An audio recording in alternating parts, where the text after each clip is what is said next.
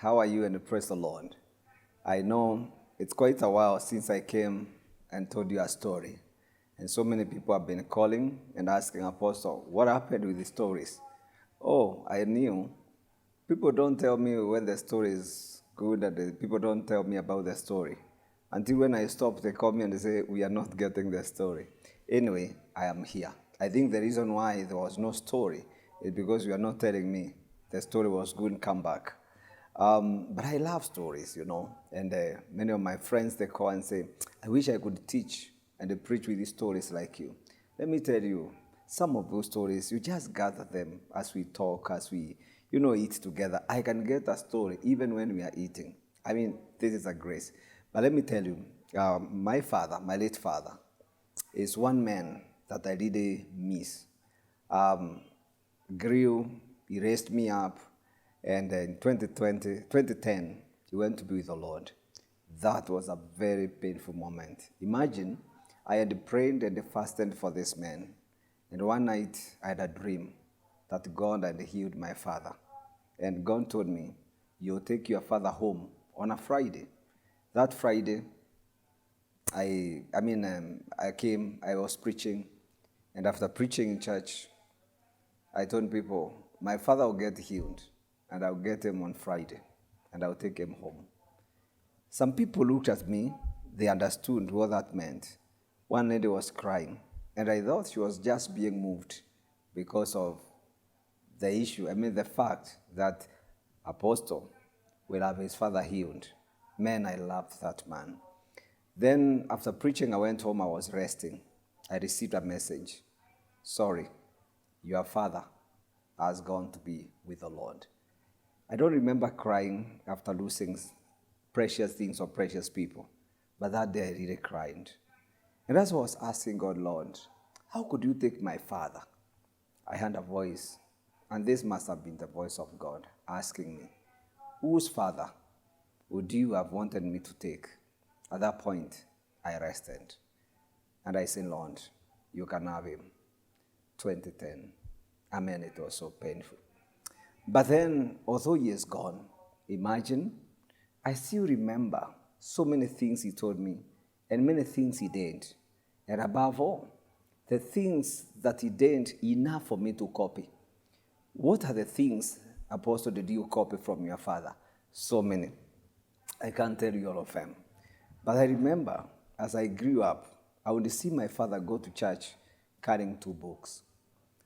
I thought, as you go to church, you must carry at least 2 books. I didn't know what the 2 books were, whether it was a Bible or what. I didn't know.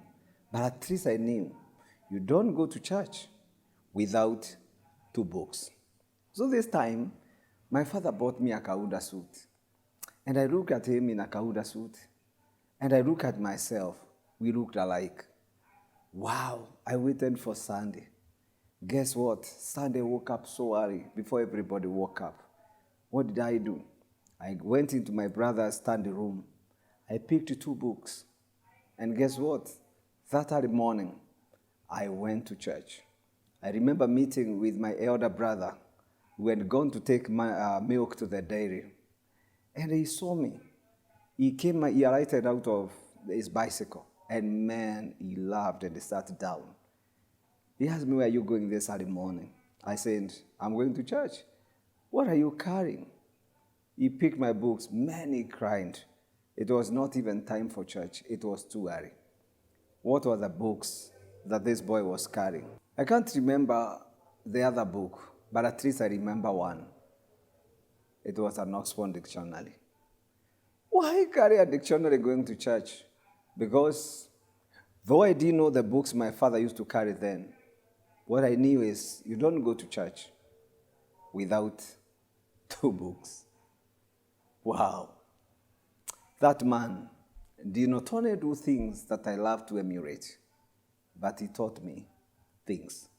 My father told me, when you see a man, and this man has succeeded in any area of life, listen to him. I value that. And he told me, look for him, talk to him when you're in a quiet place. let him tell you the secret. And he told me, secrets are never given by the roadside. You must get that man to sit down in a place where secrets can come out. And he said, men don't give secrets unless they have eaten or they are eating. So feed a man and he'll tell you secret. And I think that was also biblical. Don't you think so? Imagine David when he came and he found a city and had been burnt. His 2 wives had been captured and all the children. The Bible says, on his way, he found a man who had been beaten and left there to die. And they fed him. And guess what the man said? If you promise you not kill me, I will tell you the way your wife and your children were taken when he was fed. But even Jesus himself said, when you go to a place, eat whatever you are given. After that, heal the sick. So I found a man who was succeeding so well, a pastor. He was doing so well in ministry and even in his financial life. I talked to him, I said, man of God, I would want to be a pastor who succeeds in money and also in ministry. He said, okay, you buy me lunch and I'll tell you secrets that will make you succeed. I bought lunch for this man. We ate. And then I paid. Then he said, sir, allow me to go. I said, but you have not helped me. I brought you here so that you can tell me the secret of success, especially financially. The man said, do you have a place to write? I said, yes. He told me, write this down. I have a daily project, a monthly project, and a yearly project. That way, you'll be rich. Let me go. I said, no, you can't go. Honestly, I thought this man will give me some money. That is the only thing he told me. Out of that, I was able to get what I call truths about money. Allow me to give you 4 truths about money. You can research about them, but allow me to give you mine. They are just 4. They are in this book.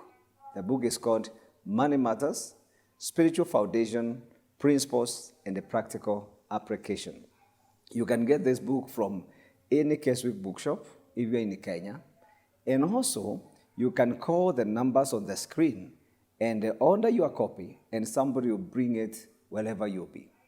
But also, if you are out of this country, and I know some of you are watching from out of this country, go to Amazon and Google my names, Apostle Patrick Mureithi Nyaga. Just by writing that, you'll see my books. You can order and make this your first order. What are the truths I want you to know about money? Number 1, money follows projects. If you have no project, even if you get money, you'll never see where that money goes. Many people say, I have no money. But I tell them, it is not money you don't have. It is a project you do not have.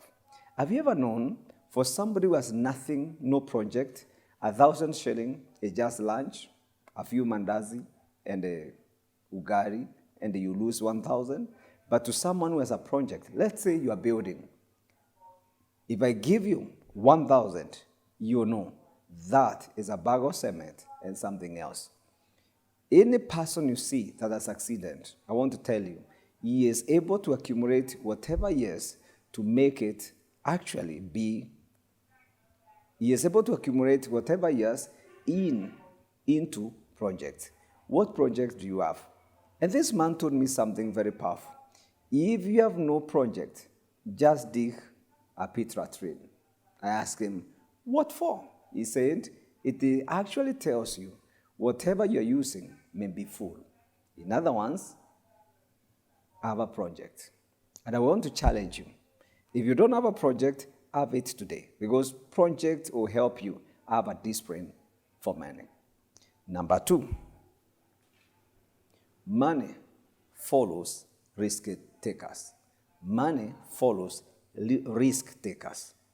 If you're not a risk taker, hey, you never have money.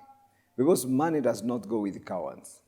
And by the way, somebody said that everything in life is a risk, including eating and drinking. It was a risk that you took to eat because so many people have been choked and have died just as they ate. So I want to encourage you, take risk. There is nothing that you do in this life that is not risking. Actually, some of you have been risking. It's only that you did not know it was a risk. But the moment you know you are risking, you say, I don't think I'll make it. Listen to me. Nothing that you do and succeed if you don't consider the risk part of it. If you want to do business, you must risk. If you want to, any project you want to undertake, you must learn that there is a risk element in every project. That is another truth about money. Number 3, money follows creativity and imagination. Now, if you are not creative, if you don't imagine, remember, God gives us power to make wealth. God does not give wealth. He gives you power to make wealth. Part of empowerment that the Lord gives us is ability to imagine and to be creative. The clothes you are wearing today, somebody saw a material and they created a cloth out of it, a dress out of it, a suit out of it. But if there was no creativity, you just buy a material and they just use it as a shuka, as we call them. I want to encourage you, be creative, imagine something, do something. There are so many people who pray and they stop at that. After prayer, think. Do you know, even when you are praying for people to be healed, you have to imagine, to see them waking up and walking away. That is how even faith works. Some people imagine, if I pray for him, he'll die. So I don't want to try, lest they say, I'm the one who killed this guy. If you imagine death, you may get it. If you imagine life, you may get it. I want to ask you, be creative. When people are crying, there is no money, I still believe in the scripture, in the book of 2 Corinthians. It says, what no eye has seen, what no ear has heard, what no mind has imagined, is what the Lord has for you. Even there are businesses that have not been seen or imagined or heard, I believe they are there waiting for you. With a little creativity, with a little imagination, you can get something to do. Of course, I know many people love copying. Is this something, someone selling charcoal? You start charcoal business. Another one selling cows, you begin cow selling business. But who told you you cannot sell even chicken instead of cattle? If you continue like that, you'll find yourself selling pigs in an Islamic nation. And that means you lose your head. Be creative and imaginative. Number 4, money is liquid. I wish I had a bottle to demonstrate this. If you had a bottle and they put any liquid, that liquid takes the shape of a bottle or the container. Money will take the shape of the one carrying it. That's why somebody said, if you give money in church, they call it offerings. If you give it to government, they call it taxes. Of course, if you give it to, depending on where you give it, it takes the shape of where you are giving. If you give it to your landlord, you call it rent. What shape do you want your money to take? I want to encourage someone, learn to give money shape. If you give a businessman 1 shilling, it will take the shape of business. That person will start imagining, how can this shilling give me another shilling? But if you take that shilling and give it to a hungry person, it takes the shape of a hungry man. Where will it go? Straight to a cafeteria to eat. What shape do you want to give your money? Those are the 4 truths about money. Do you have anything else you want to add for today? Please allow me to stop at that and ask you, look for this book, Money Matters, and check if it is spiritual foundation, principles, and the practical application. Why practical? I am one person who believes in practicability. If you can't apply, leave it.